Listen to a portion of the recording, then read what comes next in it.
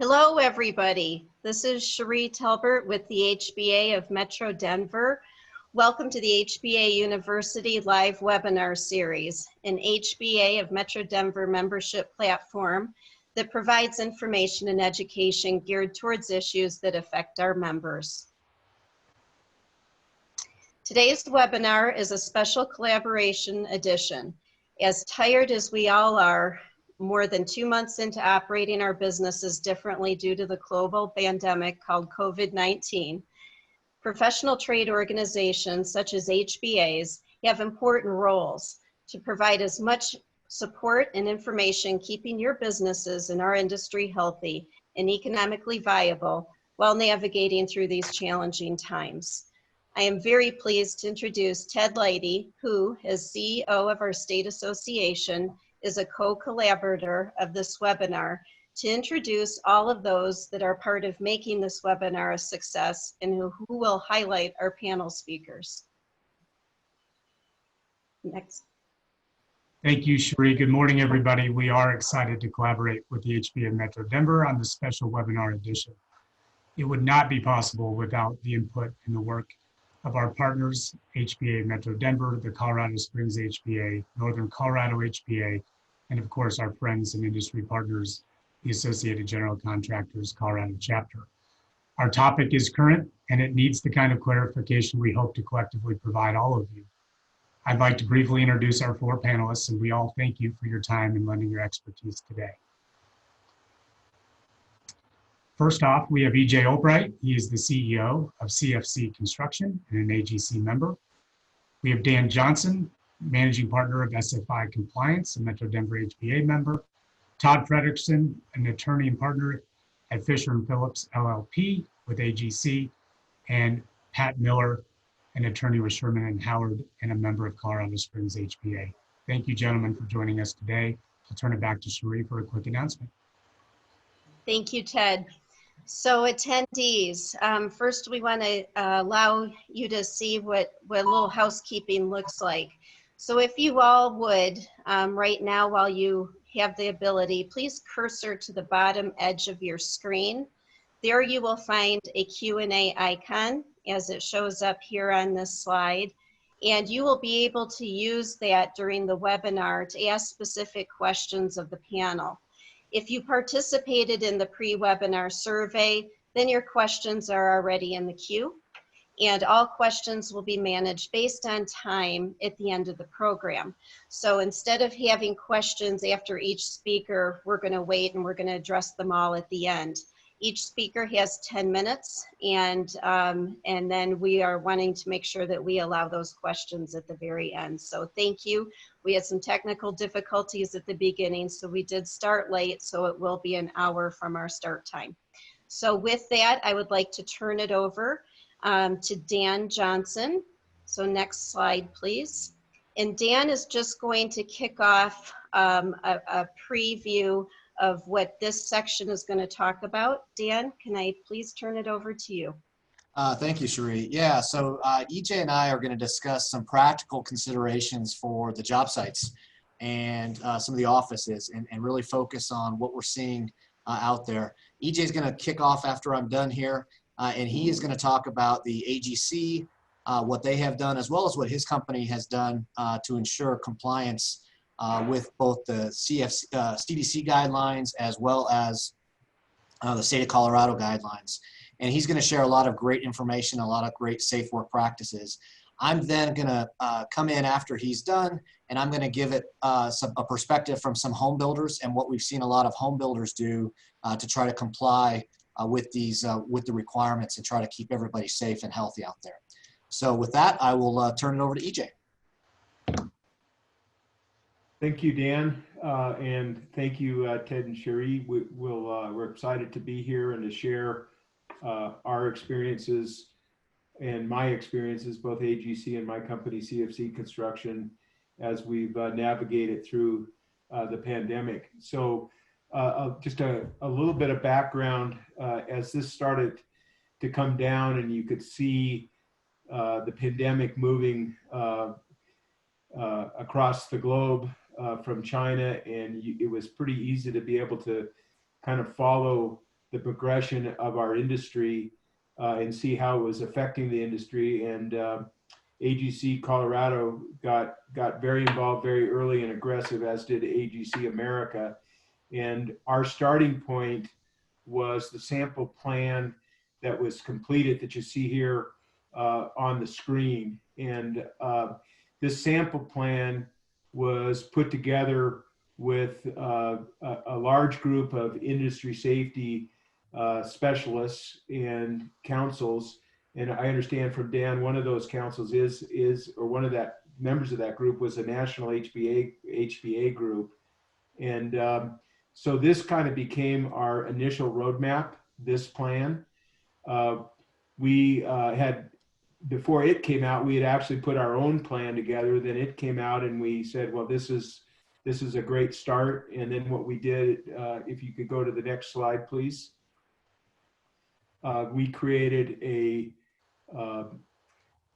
from this plan, we developed a Colorado addendum, if you will, and then developed kind of a COVID-19 exposure plan, which that could then lead to safety meetings and how we could conduct ourselves on site. So next slide, please.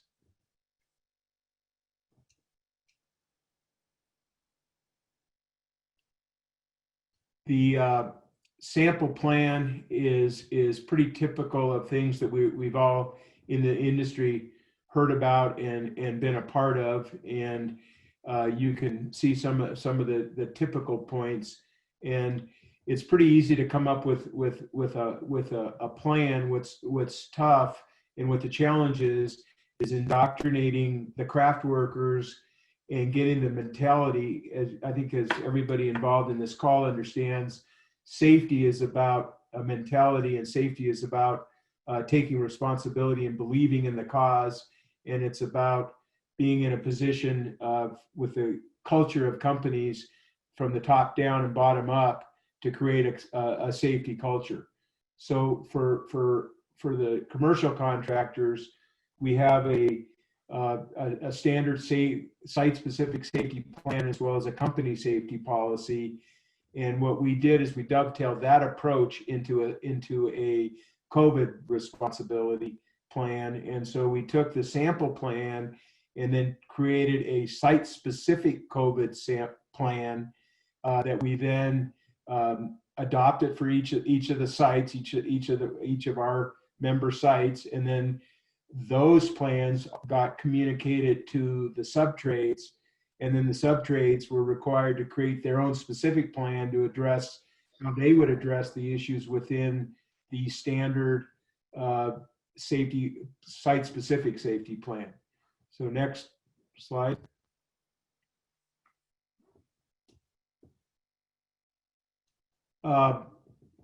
As you know, a big piece of the ability to stay safe is making sure that some of the really critical things happen. And number one, critical is people not being sick and communicating the disease to people on site, and how you manage that process through how you allow people onto site. And then the second thing, which we've all heard endlessly about, is social distancing and staying 6 feet away. And we're doing that through every aspect of the job size, from limiting how people congregate and limiting group size and creating a way with things as simple as hand washing. Next slide. This is what we adopted as the AGC Colorado addendum to the national document, and this is attached to our sample plan that came from national, and it basically deals with some nuances that we have locally from either requirements that the governor has impressed upon us or CDPHE has created. And so this is kind of the addendum to the overall national plan. And next slide, please. and a continuation of that with the dealing with and we tried to focus this on worker responsibility, job site daily questionnaire, and then sanitation and cleanliness. So you kind of get these main topics and then the components of each of those. Next slide, please. A really important piece of this puzzle is, as you know, the governor comes out with his orders, executive orders, and then he puts that on the CDPHE to enact and to create not only how it's really going to work, what the concept and how the details of the concept, but also enforcement of it. And so we CDPHE created this multi-industry construction guidance document, which is site specific and specific to our construction industry. And this is a hugely important document that you guys really have to pay attention to. And if you could go to the next slide, please. One of the issues that came up there is the need for, actually go back to the previous slide, I'm sorry. As this thing was evolving, and everybody knows that this evolves day to day, hour to hour in some cases. At this point, we have kind of settled down into a routine, but in the first month and the first weeks, we were getting so much change and so much change in direction. One of the changes that we had was, and we were able to, from the governor, was changing the requirement that you couldn't get closer than 6 feet, period, which was a potential big problem. Then also how you integrate it with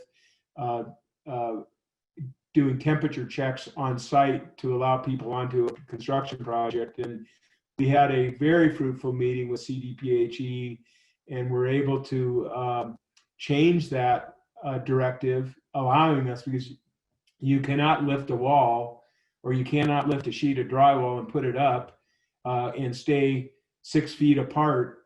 And so it was, it became an impossibility. So we were able to, through negotiations and meetings with AGC and CDPHE, get to a point that we all felt as an industry is workable. And that is the document that we currently have, which is a huge win for all of us. And you got to thank the CDPHE for their willingness to work with us. They've been just terrific. Next slide. So this is, for my company, the way we are dealing with this, going back to some of my early comments about how safety works in an organization. It's got to be a priority from the top down and from the bottom up. And you got to have a way to enforce what you're doing and understand if it's working. So what we did is we took the site-specific plan that got put together. We have a gate officer that checks people into the gate to confirm that they have complied with the health questionnaire, that they're not sick, that they don't have a temperature, and that's the start of our protocol. It also has we have an orientation with a sticker on their hard hat, that they have two orientation, the normal safety orientation that every craft worker has to get on a CFC job site, and then a second orientation, a COVID orientation, and to get on a site, because it's a separate and a new learning curve. And then we also have a COVID safety officer that is roaming the sites, making sure that we're following through and complying with all the things that we've agreed to do. And they fill out this checklist 3 times a day and confirm that we're doing what we said we're going to do. It's easy to say you're going to do something. It's a whole nother thing to actually do it. And the only way that you can really know that you're doing it is to verify.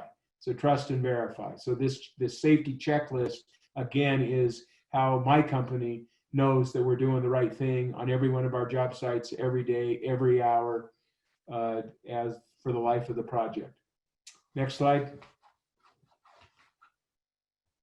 This is the health screening form that is required by the CDPHE, and it's very important that you guys understand that requirement and the requirement to maintain the records of this for the availability of CDPHE if they need to. It's part of how they would do tracing of people when they find that there's a potential infection and problem. So requirement to do the screening on site before people enter per CDPHE.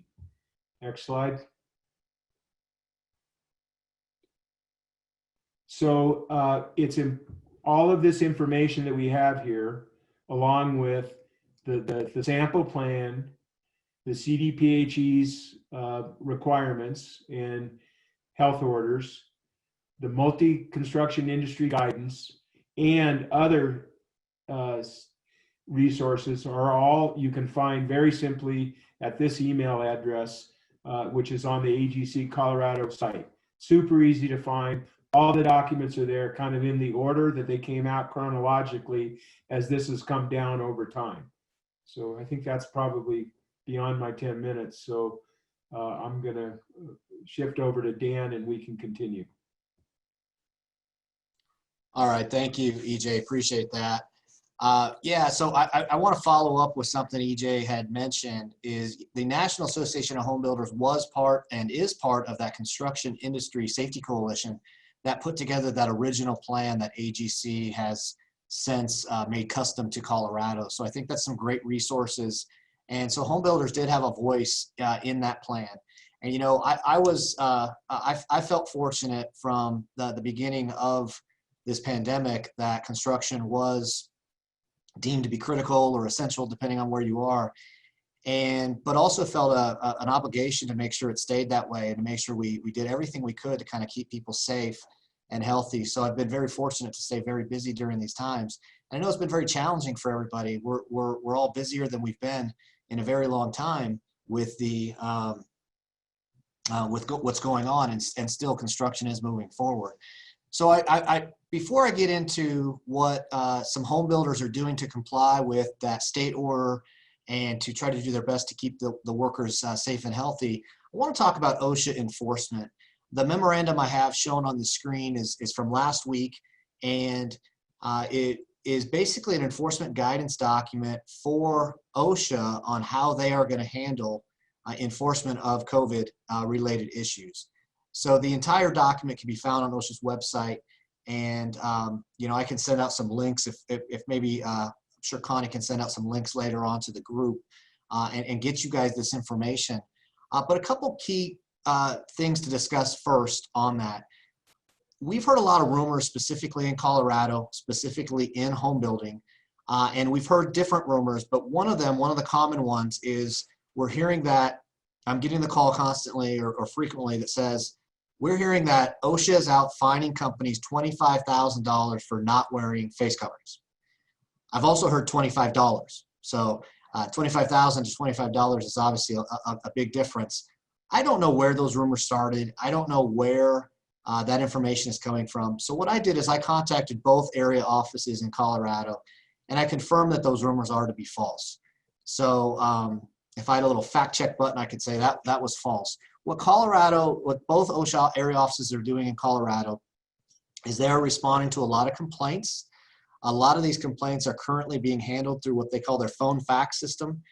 They still call it that, but they're contacting the companies and they're saying, hey, we had a complaint about this. Please investigate and let us know how you're handling it. They're giving companies a chance to make an effort. So if your company's not following the CDPHE guidelines or what OSHA has in some guidelines, and OSHA doesn't have a lot of guidelines specific to coronavirus, but they do have some infectious disease guidelines, OSHA's first giving your company a chance to comply with that. The face covering is a state issue. So the face covering is a mandate by the state. It's put in the governor's order. However, federal OSHA would have no authority to enforce that, so it'd be very difficult for them. So those rumors are false. That's not happening. However, in this document that you see on your screen, it does, if you read through the whole thing, it does address how FedOSHA is expecting the local area offices and the state plan designees for other states to enforce OSHA. Or to enforce COVID through an OSHA citation. So although we haven't seen an OSHA citation yet, and I don't think that we're going to necessarily see one right away, there is a process and a system in place that's detailed on this letter that it could be considered a general duty clause. So those are rumors, but I do want to also point out those rumors, may end up coming true at some point where OSHA is issuing citations in the construction industry. Next slide, please. One of the things with home builders that we've really tried to figure out is we're different than EJ's company, CFC, where we don't have a gate. We don't have a centralized place for most workers to come in. So how are we keeping our employees or all of the workers on the job site from coming to work if they are sick? And as EJ mentioned, the state now requires that health screening is done on the job site. And there's different ways and methods to do that. So I want to explain a couple different methods that we've seen some home builders and other contractors use. This picture shows a health screening check-in station where a builder sorted or kind of funneled everybody to a specific garage of a specific house. They gave a great hand washing station at this house, and they had safety questionnaires or health screening questionnaires to verify that everybody that came on the site were healthy. The workers were required to fill that out, and they then were issued a sticker that they could put on their hard hat to verify that if they were seen later on by the superintendent or by another worker, that they did go through the health screening. This is one opportunity, one option for builders to think about and to consider how they can manage the health screening check-in on their process. And I think we had some success, and we also had some struggles. We're gonna hear a little bit later on from some attorneys that can discuss HIPAA, and there was some challenges with this this process when we talk about HIPAA. Next slide, please. Another thing some home builders did is they started using this screening verification form, and we've seen this used quite a bit actually. And what we've done is, or what they have done is they've sent this form out to all their subcontractors via email, and they've said on a daily basis they're expecting the subcontractors to screen their own employees and to report to that home builder per project if any employees are sick. And of course, if the answer is yes, they are sick, the response is they cannot work on that job site. So this is another way to do it where it's very contactless. Each subcontractor would then be responsible for asking their own employees these questions. They would then report it back to the home builder via email. And this one specific builder I know created a one single email address that all these went to, and they had a staff member track that and make sure that every subcontractor sent one in daily. And they've actually been doing this for many, many weeks prior to when the state required this. Next slide, please. Another option that we're just starting to see, and we've seen some contractors use, is a site check-in form, which the one I've shown here is one that our company does, and it is a QR code that could be placed at multiple places throughout the job, throughout the community. It could be basically on every single home, and each worker is required to check in. They scan that with their phone. They're required to enter their name, some other information, email and phone, and then answer the questions. There's a couple different ways that the questions that it could be set up. Many companies, other big commercial contractors we've seen have temperature screening areas like CFC has. So this system could be set up where once you answer the questions, you then go get your temperature screened by a staff member, the gate guard or some other staff member, or it can be set up where the employee took their temperature, has to verify that they took their temperature that morning, and then before they came out to the job site, they verified that, and they said it was below 100.4. Workers will get an email after they complete it that they can show to the superintendents to prove that they've actually gone through the health screening. And if they don't, they can quickly go over to health screening. So this is another option available out there. Next slide, please. Another area that we've struggled with in our industry is hand washing stations. And if EJ would like to come on, this slide, this picture actually came from him again. So I'll let EJ discuss this one. Yeah, so this was just a site invention one of my site guys put together. And as you know, when we first started this, you couldn't find hand sanitizer, you couldn't get washing stations. Oftentimes you don't have water. And this was just an example of of a job site created hand washing station that's actually worked out pretty terrific, and the guys are using them on all of our job sites. And there's multiple, I guess the point is there's multiple ways to solve the problem. I like challenging our folks to be creative and come up with their own solutions. And when you can't, you know, we've all struggled with PPE and getting masks and getting what we need, given the demand on all the resources in the supply chain. And this is just a good example of guys getting creative and coming up with a solution that's just worked just fine. And you can see how simple it is and easy to do. And it's just, you know, 2 hours later, the guys went to the hardware store, bought some stuff, and voila, there it is. So it's looking for easy, simple solutions to problems. It doesn't have to be complex, and you just got to navigate through so that people can do the right thing and give them the tools to be clean and etc. Thanks, Dan.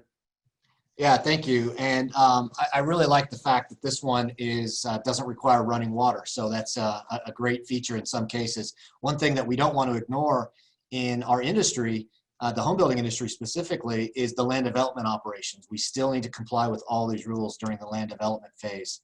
Next slide, please. Here are some other hand washing stations that we've seen installed by some home builders out there, and some of you may recognize them. They may have come from your job. And we've seen some great ones put together.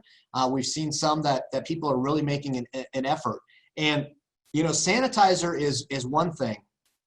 And we know that there was a big sanitizer shortage. And then even when sanitizer seems to be back in stock, it doesn't necessarily stay in the portable toilets as long as we'd want it to. So I think a hand washing station is vital to allow everybody to clean up and to stay safe and healthy. So here are just some options.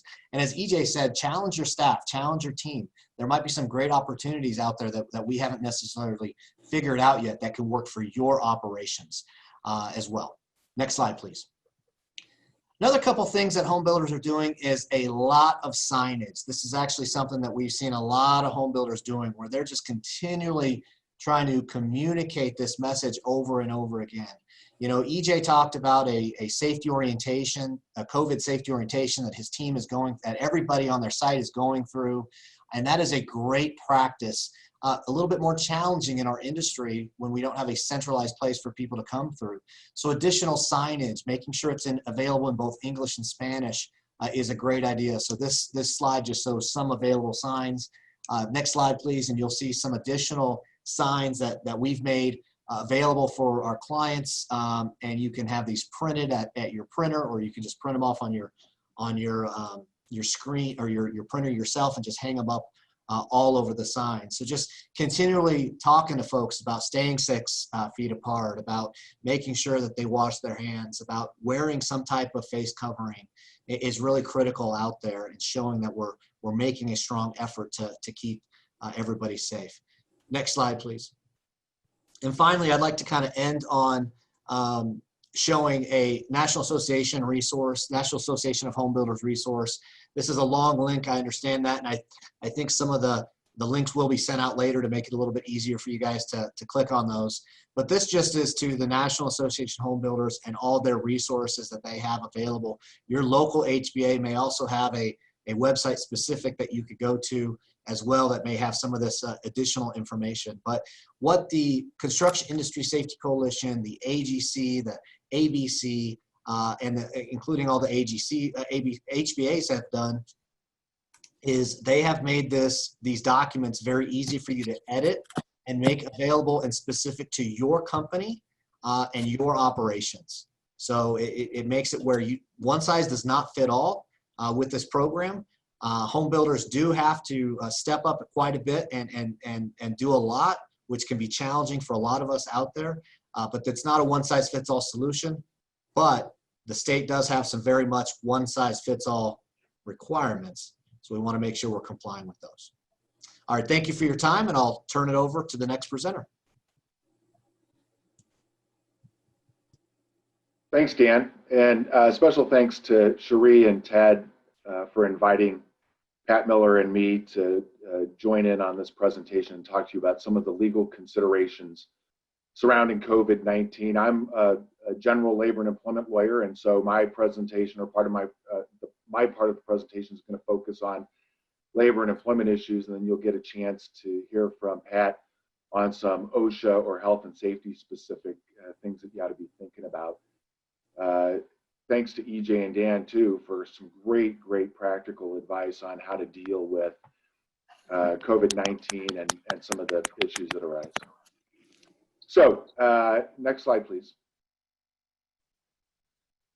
I'm a child of the Letterman generation, so I always think of things in terms of top 5 and top 10 lists, and I've assembled a top 5 list for you today to chat about some of the issues that are coming up in my practice and some of the advice and counsel that we're providing to clients. First and foremost, we're seeing an increasing number of refusals to work, some legitimate, some not so legitimate. The first one is, fear of contracting COVID-19, and that's prompting some employees to refuse to work. And so how do you handle that? Well, it depends on the situation and a bevy of laws that apply. In states like Colorado, for example, we have a governor who has afforded some protections to vulnerable individuals who can stay home without fear of reprisal or retaliation. Also, there are protections built in for people who have to live with and care for vulnerable individuals. And as you'll see later on in the presentation, there are other state and federal laws that may offer or afford employees additional protection. Now, in most cases, what we're seeing is that the refusal to work isn't based on legitimate reasons. And as a result, they're being treated like resignations or even job abandonment. General fear about coming down with COVID-19, as well as finding out from your buddy that he's collecting unemployment comp, and boy, wouldn't that be nice to have close to a fully paid vacation for the next 2, 3, 4 weeks. Those aren't legitimate reasons to trigger the protections that I'm talking about. So in most cases, if somebody is declining to come to work just because they're scared of COVID-19 or because they want to try to collect unemployment comp, that's going to be treated in most cases as a resignation. One thing you want to do is get in writing. If you're just opening up your workplaces and you're making job offers for folks to return, you want to include that in writing, as well as make sure that if somebody refuses to work, you get that in writing as well. That's going to be very useful if you have to contest somebody applying for unemployment compensation benefits. It also can help for those of you that have participated in the payroll protection program. So make sure that you get those types of things in writing, both what you're offering the employee as well as whatever the employee says in response, and email will do just fine. Next slide, please. Number 2 on my list is what I refer to as dealing with the unemployment comp carrot. And as I mentioned before, there are a number of employees out there who figured out that there is the possibility of them going onto unemployment comp and being made close to whole in doing so, largely because right now, at least, you can collect both state unemployment compensation benefits as well as the federal bump of $600. And so you really do, as an employer, have to sort of parse through the explanation for why an employee is saying that they have to go out on leave as a result of COVID-19 or COVID-19 related symptoms or issues. In Colorado, not only can we, but we should, we're obligated to notify the Division of Unemployment Comp if an employee refuses to return to work without some legitimate basis for doing so. If you're applying for unemployment comp benefits and you really don't have a good reason for doing that, a qualifying reason for doing that, chances are pretty good you're not going to get benefits, especially as the divisions of unemployment comp around the country, and this is a state-by-state analysis, as they start to sort of turn the screws to employees that are filing applications for unemployment comp benefits. Right now, at least what we've seen is that the unemployment comp divisions have been fairly lax in applying the grounds for disqualification and awarding benefits in a fairly liberal or flexible fashion. We think that's going to change given that these funds are starting to dry up. But again, in Colorado, you are obligated as an employer to notify the Division of Unemployment Comp if an employee refuses to return to work without some legitimate justification for doing so, or when an employee returns back to work, you need to notify the division of that changed circumstance as well. Next slide, Connie, please. Third on my top 5 list is making sure that you don't jump to the conclusion, despite what I just said, you don't jump to the conclusion that somebody's fudging when they say that they have a COVID-19 qualifying condition. And you want to do that because you need to make sure that you're not running afoul of discrimination and retaliation laws that exist, both at the federal and state level, as well as walking yourself into some sort of a wrongful discharge in violation of public policy.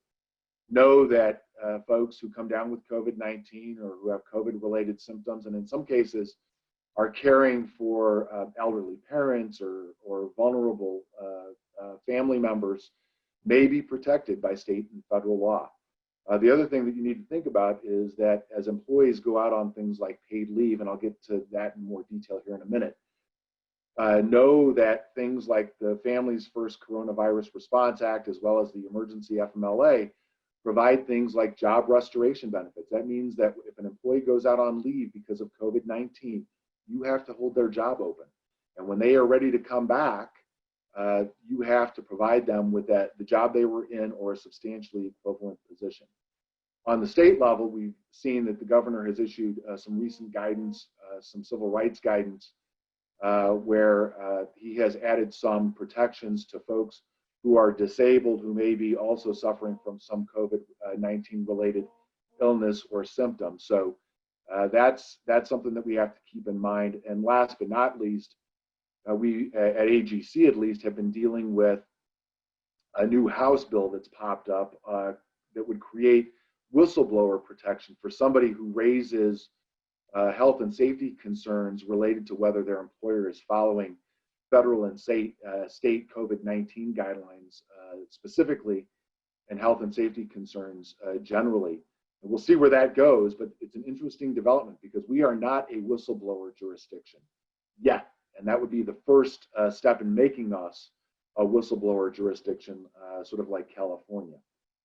There are other protections like the National Labor Relations Act and OSHA. Pat's going to talk about OSHA in more detail, but know that if an employee complains about COVID-related issues on behalf of other employees, that's going to be protected by the National Labor Relations Act as protected concerted activity. And if you run afoul of that, you may be staring down the barrel of an unfair labor practice. There's also the potential for ADA claims in this context, as well as FMLA claims. So don't forget that an employee who has COVID-19 or is caring for a family member, especially parents who come down with COVID-19, may be covered by the FMLA. And that under the Family and Medical Leave Act, if you have 50 or more employees within a 75-mile radius, and the employee has been working for you for at least a year and at least 1,250 hours, they may be entitled to 12 weeks of leave, regardless of what I'm about to tell you about FFICRA and the emergency FMLA. So just think about that. Sometimes you're going to have some overlap. It may be that the employee is lighting the lamp for federal leave while at the same time being covered by the FMLA. And the one thing that I like about the FMLA is its ability for you to get documentation. There's something called a certification of healthcare provider form. And if an employee is requesting leave because of a serious health condition for themselves or for an immediate family member, and by the way, COVID-19 is a serious health condition, you can get information from their doctor to make sure that they're not gaming the system. And also, it will give you valuable information, not only about their condition, but any potential limitations and when you can expect them to come back to work. Next slide, please. Don't forget that as you continue to work or as you're returning to work, that the Families First Coronavirus Response Act, that's a mouthful, and the EFMLA may provide your employees with an entitlement to paid leave on the federal level. Under the first 3 conditions here, those are conditions that are related to the employee's own COVID-19 related illness. they may be entitled to up to 80 hours of paid sick time to the extent that they're unable to work or telework based on the condition.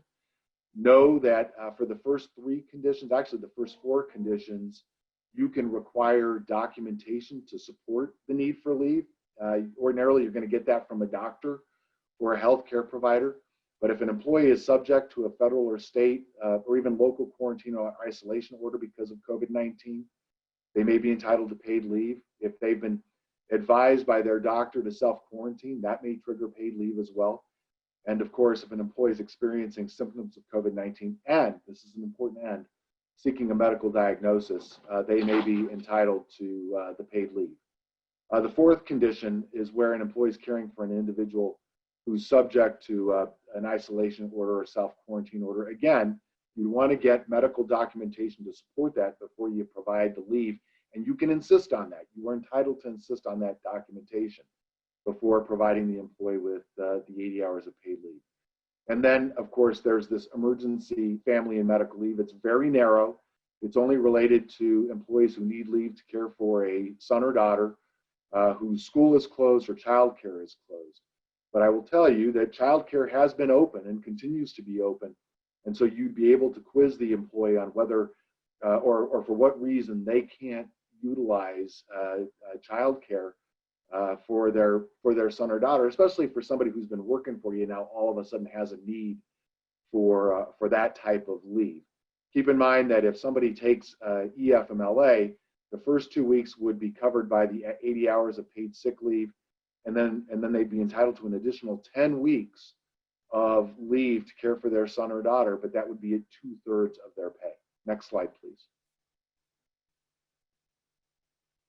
Last but not least, for those of you that have been in the essential or critical business arena, you've already been working, and so you haven't necessarily had to deal with furloughs and layoffs. But even construction employers are starting to think about reductions in their workforce, and that might fit into the bucket of a furlough or a layoff. So I thought I'd discuss that issue with you all quickly and talk about the differences.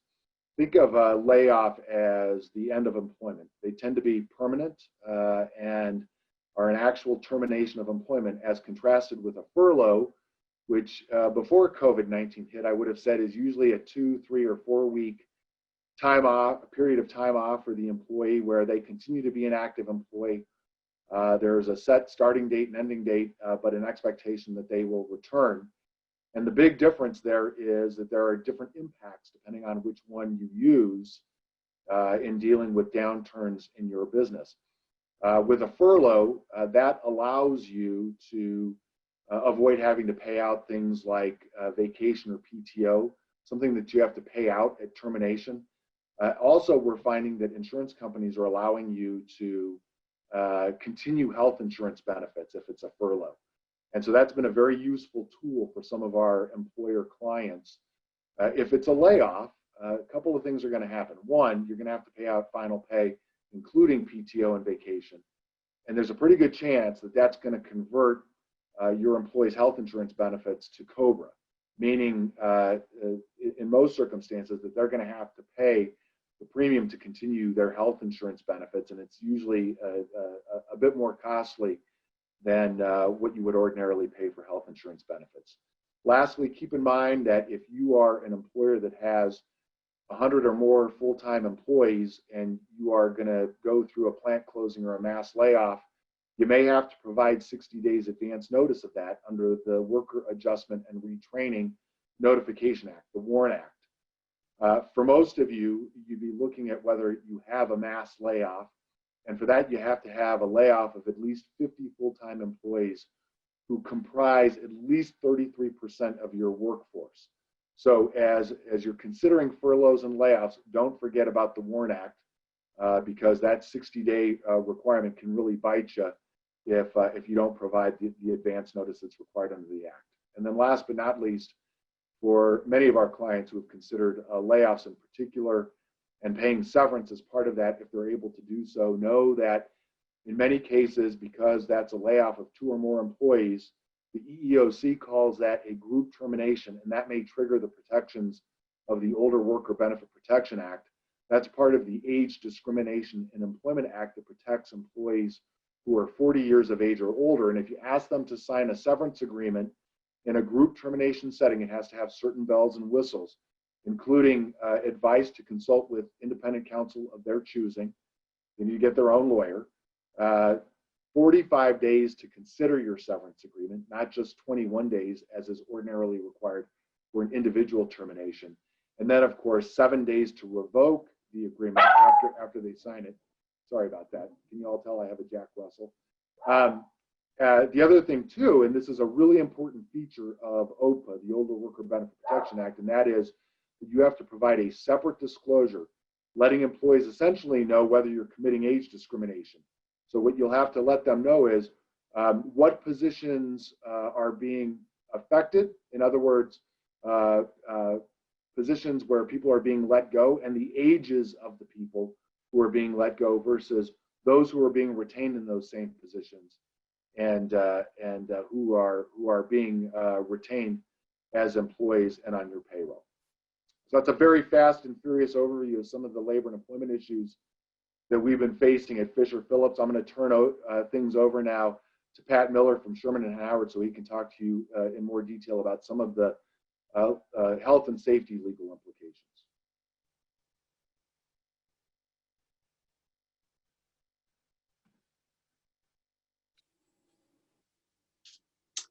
Thanks, Todd. Can people see me?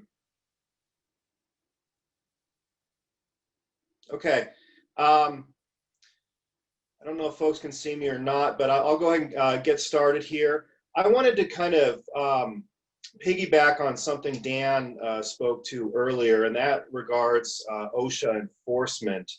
And it's really important, as Dan noted, that we dispel the myth that OSHA is out there in force writing large numbers of citations with large dollar amounts. In fact, just yesterday, Lauren Sweat, who is the acting head of OSHA, was hailed before a subcommittee and was grilled on OSHA's lack of enforcement. And the agency revealed that to date, they've issued a grand total of 1 citation nationwide.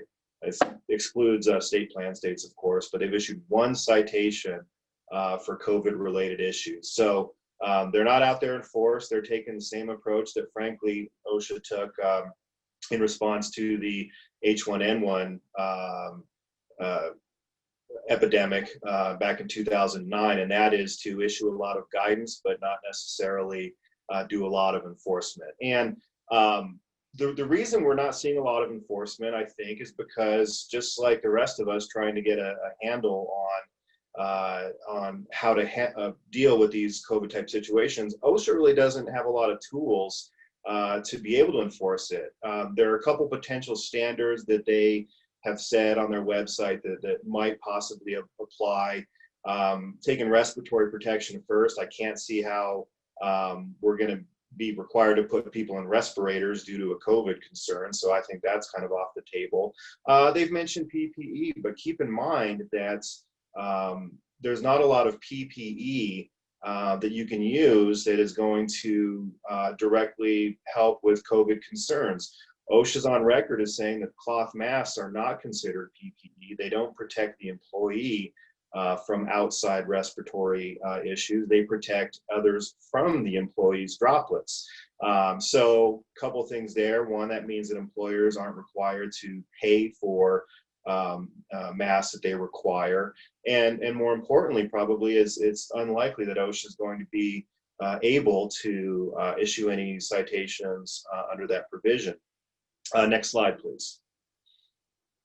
Which leaves us with the general duty clause. And Dan referenced this, and this is something that's is widely recognized as really the only way OSHA is going to be able to enforce any COVID-19 related issues. And I quoted the general duty clause here.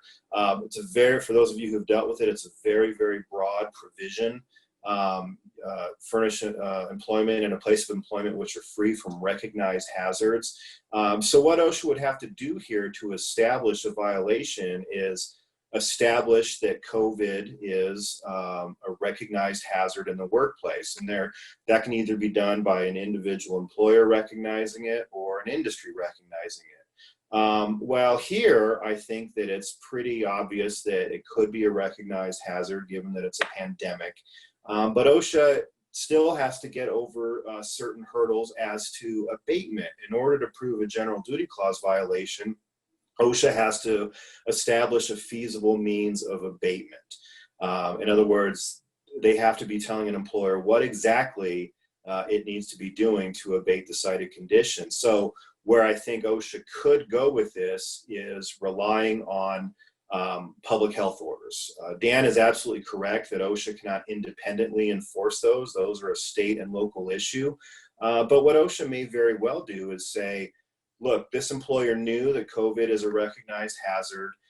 There are public health orders out there giving, in many cases, mandating that employers take certain steps to prevent the transmission of the disease. This employer was not doing it, and therefore they are liable, and the abatement is that they should be following those public health orders. Problem with that OSHA is going to have is the local variances. As we've seen in the public health orders, there's different requirements between different industries and oftentimes between different localities, counties. So it's going to be hard for OSHA to rely on these when an employer can say, look, I am under different obligations in Colorado than I am in California, than I am in Montana. The latter of which probably has very few restrictions given the fact that it's not as big of an issue up there. So I think OSHA, any way you slice it, is going to have a problem directly enforcing anything related to COVID-19. A lot of it, whether or not they try, will depend, I think, largely on the outcome of the election in November. And then a new OSHA wouldn't take effect into next year. So we don't even know what the landscape of COVID will be looking like at that point. So my crystal ball right now tells me that OSHA enforcement, it may step up a little bit due to the public pressure, but I don't think any area director is going to go out on a limb and be very aggressive with this. Next slide, please. One interesting OSHA aspect that I get multiple questions on a day is OSHA's revised position now that employers have to investigate whether COVID-19 exposures are recordable. Early on in the pandemic, they said that outside of a few categories of employers, most employers did not have to make this investigation and analysis. They've since changed that, and they do require employers who know of employee exposures to make a reasonable investigation as to whether or not it's recordable. But OSHA is pretty clear, and they recognize that in most cases it's going to be virtually impossible to make a determination as to whether or not an employee's COVID case was related to the work environment. They say if you have a cluster, number of employees on the same line are getting it, that is closer to proof that it's a recordable event. But in the absence of something like that, you just don't know. You have to make a reasonable investigation. They suggest asking the employee where they think he or she got it. I think that's kind of a foolish suggestion because the employee may not know either. So as long as you're taking a good, reasonable look at it, and you cannot come to the conclusion that it's more likely than not that it happened at work, you're still going to be okay for the most part not recording these cases. Reporting is another issue that I've gotten a lot of questions on. Say you have an employee that has COVID-19 and they are hospitalized because of it, or unfortunately pass away because of it. Do you have to call OSHA and notify them under 1904.39 of that event? And with anything, it's going to be fact dependent. It's going to depend on each individual case. But for the most part, no, for a few reasons. One is the work relatedness determination that I just discussed. How do you know that this was a work-related transmission? And even if you do have information that leads you to believe that it was, there's a couple other hurdles here. To be obligated to notify OSHA of a hospitalization, the hospitalization has to take place within 24 hours of the workplace exposure. Well, in a lot of these hospitalization cases, an employee leaves work not feeling well and isn't hospitalized for a number of days. So in those situations, because it can be proven that the employee hadn't been there at work within the last 24 hours before hospitalization, that obligation to call OSHA does not attach. And on fatalities, you're only obligated to notify OSHA if a fatality takes place within 30 days of the workplace exposure. There again, I've seen situations where employees have passed away, but it was well past a month since they had been at the facility. So in those types of cases, again, you're not required to pick up the phone and call OSHA. So I have a hard time envisioning a scenario where you would have to pick up the phone to notify OSHA of one of these cases for all the reasons just discussed. Next slide, please. So other liability concerns, let's get out of the OSHA context for a second and look at where some legal concerns might fall for employers who have COVID-19 in the workplace. And because there's no statutes yet dealing with COVID exposures and potential liability, that we kind of default to basic principles of negligence. And that means you as an employer have a duty to whoever the plaintiff is, whether it's your employee or whether it's a vendor or anyone else on the work site. You've breached that duty, and because of that breach, that person suffered damages. So it's going to be similar to the general duty clause analysis if these cases come up, is did you breach your duty of care to whomever the plaintiff is? And again, I think this is where the public health orders are going to come in. You're going to say, no, I required masks, I had the hand wash stations, I took temperatures, I did all those things that we're supposed to be doing. So even if a COVID transmission took place on my site, you can't prove that I was negligent because I did not breach the duty that I owed. I did everything I could to protect from this outbreak. So that's one reason why it's very important to be following the local public health orders. But with respect to employees, one really great unknown is how workers' compensation is going to affect all of this. California has a statute now, and Colorado's exploring doing the same thing that would make any COVID-19 case among your employees to be presumed to have happened at work unless the employer can prove otherwise, which is just going to be a ridiculous standard. But one thing it will do, your insurers don't like it because they're going to be paying out a lot in comp claims. You're not going to like it because of the increase in premiums.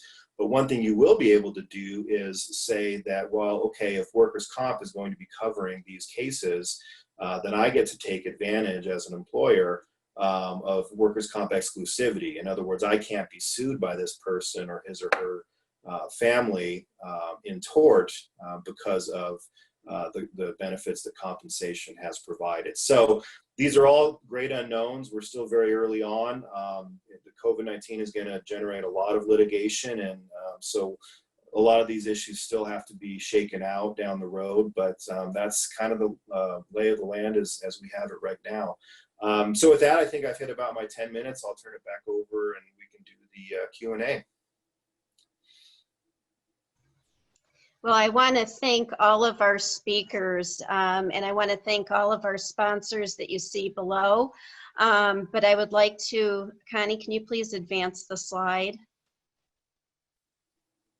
So here are all of our speakers with their contact information.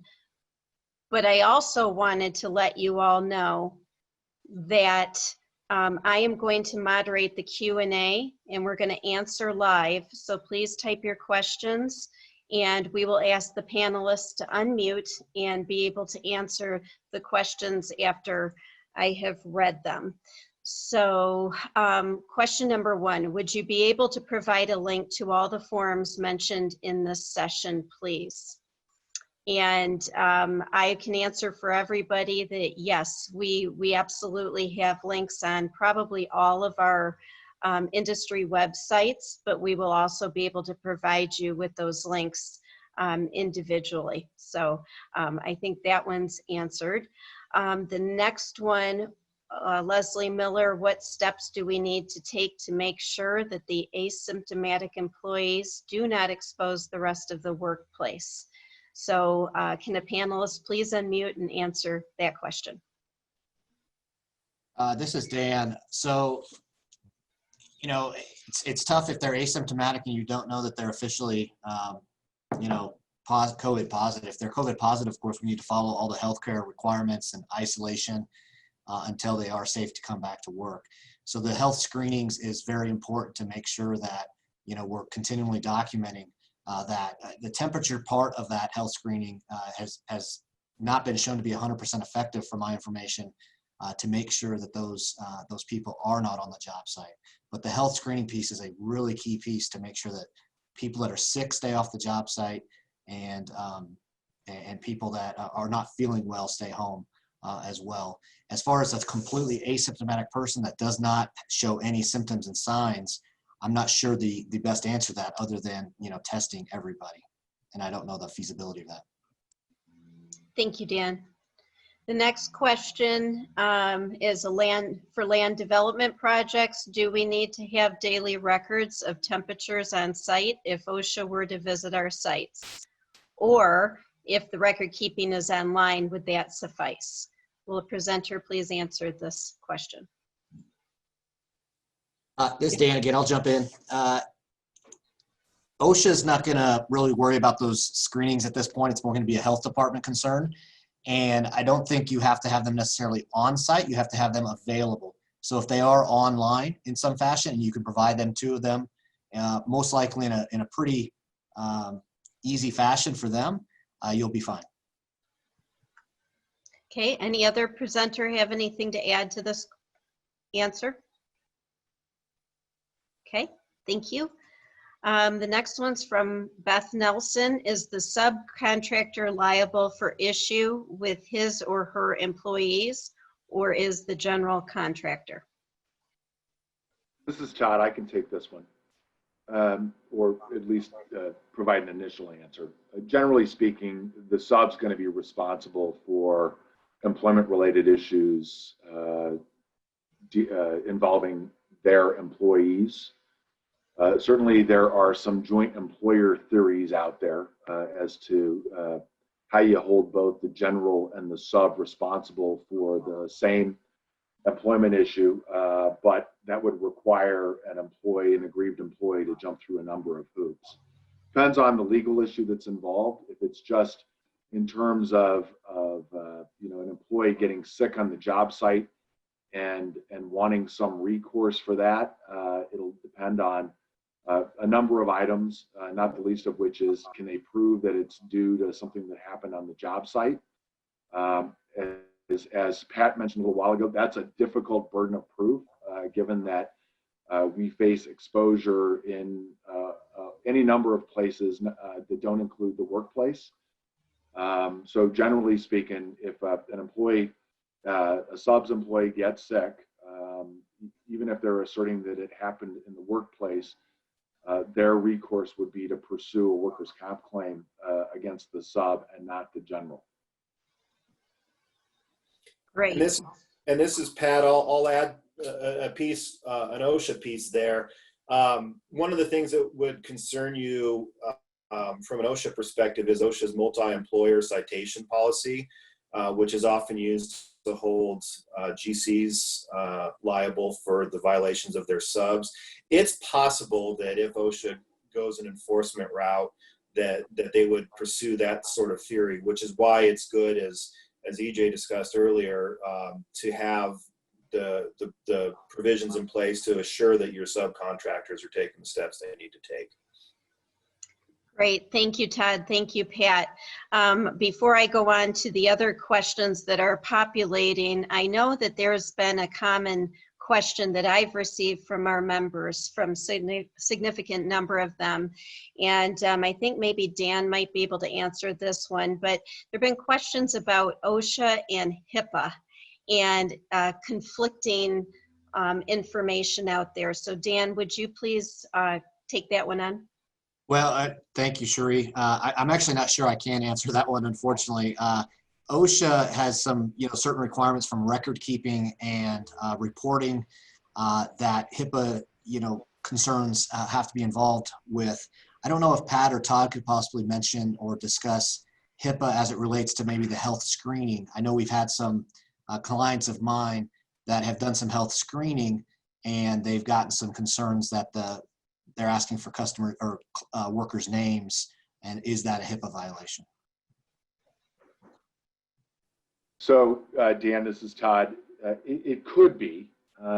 Generally speaking, if you're collecting health-related information, your obligation is to keep that confidential. It's the sharing of that information that can get you into trouble under not only HIPAA, but potentially under the Americans with Disabilities Act. So what we've been advising clients to do is to the extent that they feel like they have to collect employee names, that they're keeping that information limited to a very narrowly defined need to know group, and to the extent that that information has to be produced, deleting any reference to the employees' names, just listing them, employees 1 through 20, for example, to avoid running afoul of the laws that I mentioned. This is EJ. A quick addition to that is what we're doing is we have our COVID orientation numbers on the hard hats. And so what we record is the number, not a name, and that keeps it confidential. Wonderful. Thank you, panelists. I'm going on to Kyle's question. What is being required or being done to protect customers when in-house service is requested?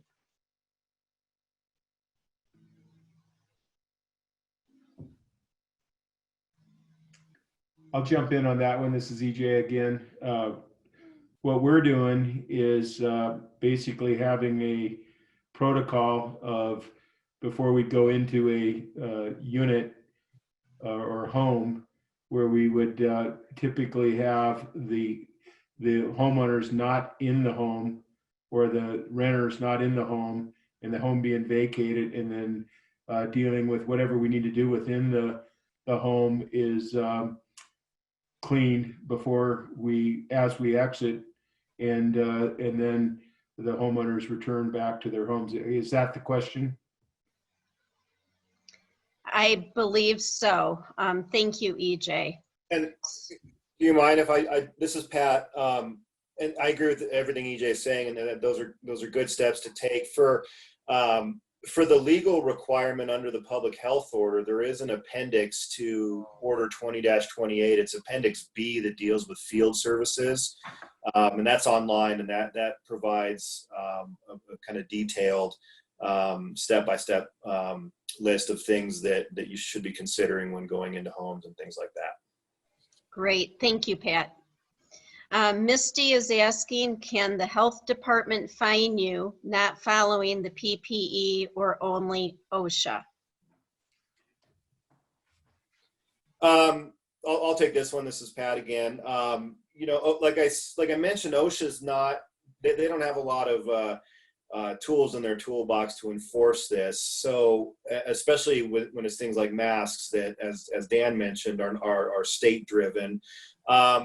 And the Safer at Home order does say that the state reserves the right to enforce these through a fine system. I do know, just anecdotally, that some municipalities are at least threatening to enforce these, including Denver, which is saying that they can give you up to $1,000 fine when you're out in public without your mask. So I haven't seen a whole lot of that, but I would suspect that any monetary enforcement of these things, at least in the near future, will be done at the state and local level. But I don't anticipate a whole lot of that.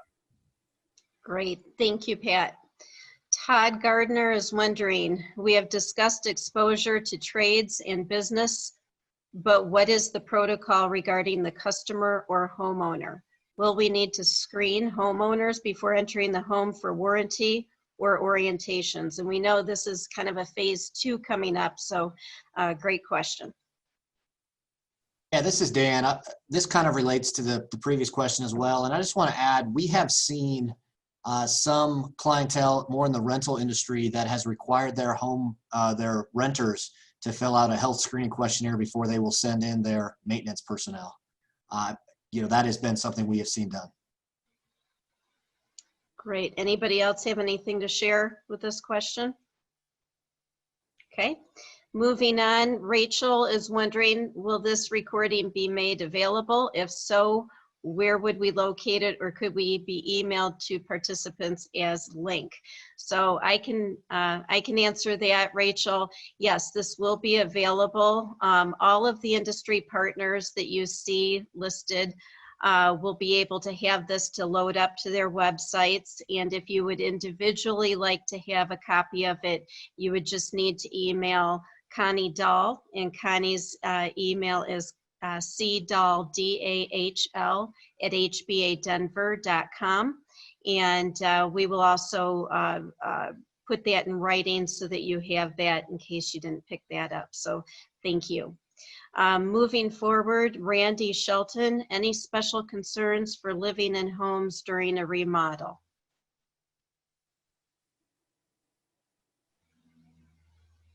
Any of our speakers want to take that one? This is Dan. I think that this is just, personally, I think that, yeah, anytime you have people coming into your home, you might have some concerns. So if I'm a homeowner living in a home and I'm going to do a remodel, I would be concerned about what I'm sending my employees to be exposed, or excuse me, what employees are coming, what workers are coming into my home. So I think if I'm a remodeling contractor, ensuring and letting the homeowners know that we have a vigorous health screening process and a vigorous cleaning process could be valuable to that business. Great, thank you, Dan. Everybody, there are answered questions. If you go into your Q&A, the open questions have all been answered. And you can see there are 17 answered questions. So please refer to that for more information. Connie, if you can move to the next screen, please. So we thank you very much for attending. We know it was a little bit long, but it's a lot of content-rich information, and the panelists have such great information. So we appreciate all of you. We had a very strong attendance. And can you advance the slide, please? And the HBA Metro Denver also wants to thank our sponsors and our supporters. So attendees, panelists, thank you again. We appreciate your time. We appreciate your expertise. And if anybody has any follow-up, please do visit ourselves or any of the organizations that are co-collaborators on this webinar. So thank you. It's been fun, and it's a live webinar, so we again apologize for the delay in getting started. Thanks, everybody. Have a great day.